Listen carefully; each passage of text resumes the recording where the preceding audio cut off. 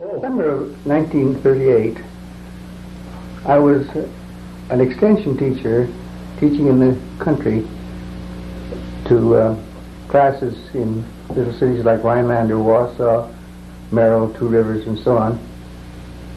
And during summer vacation, I took off for University of Michigan, where I studied linguistics under people like Leonard Bloomfield and other great authorities. And I worked at that time on Dictionary of Middle English, which is the English language between 1100 and 1500 AD. But while I was there, they knew that I was interested in Korzybski and general semantics, and so my fellow students and even my professor said, "Why don't you talk to us about Korzybski?" So I tried to put together what I knew, which wasn't very much, and talk to them. But after the summer session was over, I left Ann Arbor to go to Chicago to call on Korzybski himself. And I told him what I had been doing and explained general semantics at the University of Michigan. And he agreed with me very, very cordially. And he said, "So you have been talking to University of Michigan about general semantics and you don't know a goddamn thing about it?" I said, "Yes, sir." And we got off in a very, very cordial relationship in that way. And so I went back and took his seminars repeatedly. I got into difficulty with him because the first seminar I took from Korzybski was a very, very exciting experience. Korzybski had a way of believing that you take the same damn seminar over and over and over again. You see, you need to learn it in that way, that, as he said, to rub it in. Well, on the second seminar, I kept going to sleep because I'd heard it all before. Anyway, Korzybski and I got along very well, except for the fact he used to get mad at my falling asleep at his second and third seminars. However, it was a very, very important experience for me because, well, the whole idea of general semantics, thinking about meaning not in terms of lexicography or the writing of dictionaries, but thinking about meaning in terms of what certain words do to you physiologically, what it does to your blood pressure, what it does to the fact that sometimes your face blushes when you think about certain things or hear certain language and so on. Meaning is not something you find in a dictionary. Meaning is something that is the response to the entire organism. So you hear certain words and your fists tighten up like that, and so on. And so the whole idea of meaning as something actually happening in people's nervous systems, not something you look up in a dictionary, was a fresh idea to me at that time, and I was very much influenced by my work in general semantics, which I incorporated into my own writings almost right away. Korzybski had one habit that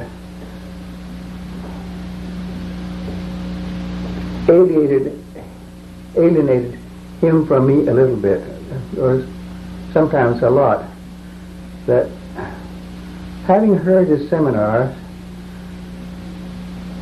he believed that you had to take that same seminar over and over and over again, as he said, in order to rub it in.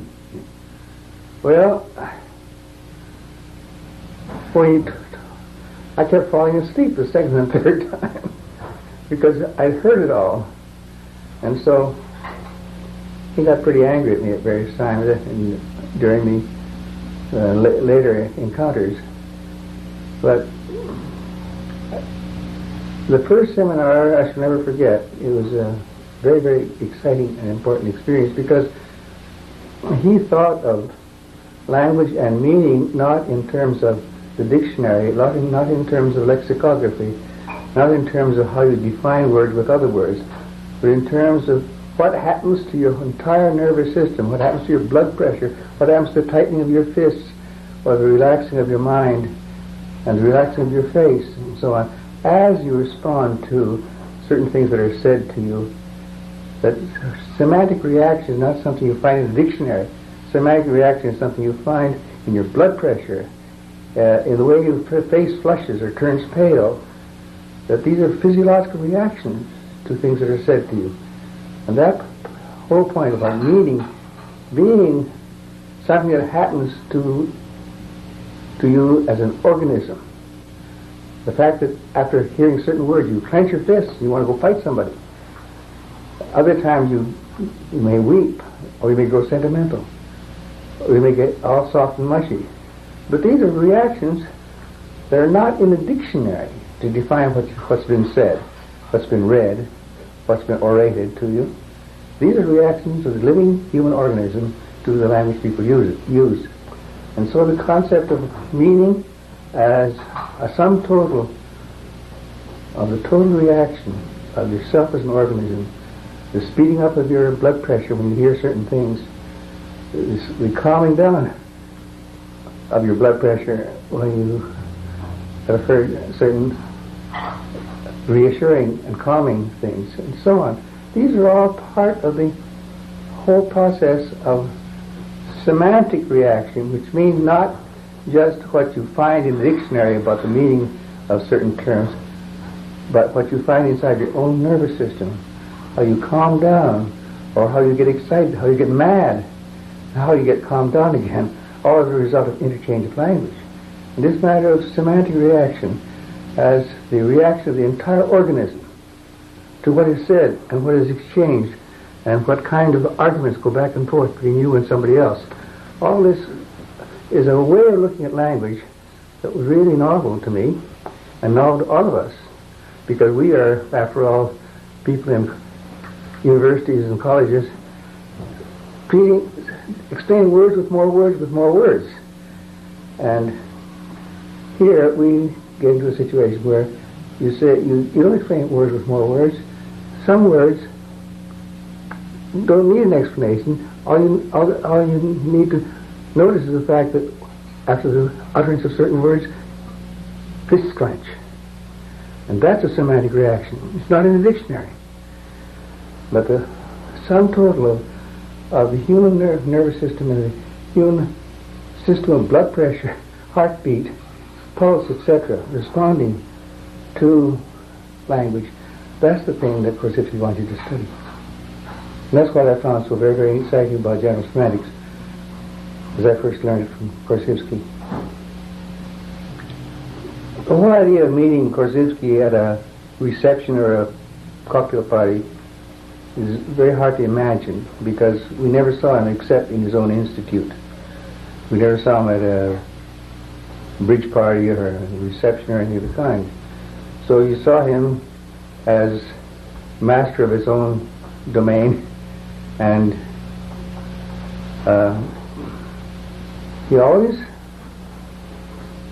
even in his most cordial moments of welcoming you to the institute and saying how glad he was that you came to his seminar and so on, he did dominate the whole situation very, very much. He was an authoritarian personality. You don't get around it. And we enjoyed that very much. That he had a way of repeating himself over and over and over again in order to see, as he said, one has to rub it in. Rub it in. And so he would rub it in on all of us.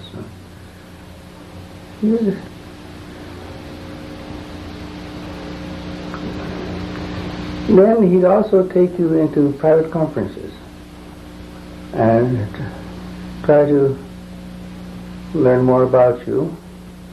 And one of the things he examined was you actually take off your jacket and sit there in your shirt sleeves and put your arms along the armrest. And then he'd do this. Lift your hand and let it drop. Well, if you have any tensions in you, see, if Korzybski or anybody else lifts your hand, then take it away, then you leave it there. It's an odd thing. And then if you take it away, if you're really relaxed, if you take it away, your hand falls down. See? And there's a very simple matter. You measure the amount of tension in you by just doing this. And if you were at all defensive, at all nervous about being with a man, then if you lifted your hand up, you'd stayed up. And so on. There are all sorts of little subliminal cues that you give to a man like Korzybski about what your nervous state is. Your state of anxiety, or your state of fear, or your state of being at home and being happy to be with him, and so on.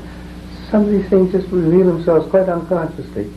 And he was quite expert at calling your attention to the way in which our reactions are not simply reactions to what someone said to you, whether he scolded you or was flattering towards you.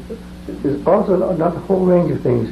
There's a whole matter of the tensions building up in your arms and shoulders and so on as you listen to him talk.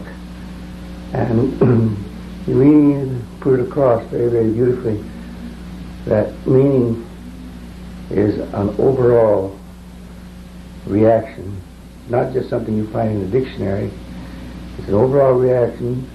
It means your blood pressure may rise, your pulse may increase, your musculature goes into a defensive position, or it relaxes because of what the other person has said. The meaning is a total response of the entire organism. That's what he got across so very, very well to all of us. I think it came step by step by way of Ogden and Richards. Well, Ogden and Richards didn't talk about Korzybski because they came first. But I was reading Ogden and Richards' the famous book, The Meaning of Meaning. And then after that I read Stuart Chase, The Tyranny of Words. That's a popular explanation of Ogden and Richards and Korzybski and Bridgman and everybody else. And then I read Korzybski himself. And I had read all this pretty well before I took my first Korzybski seminar.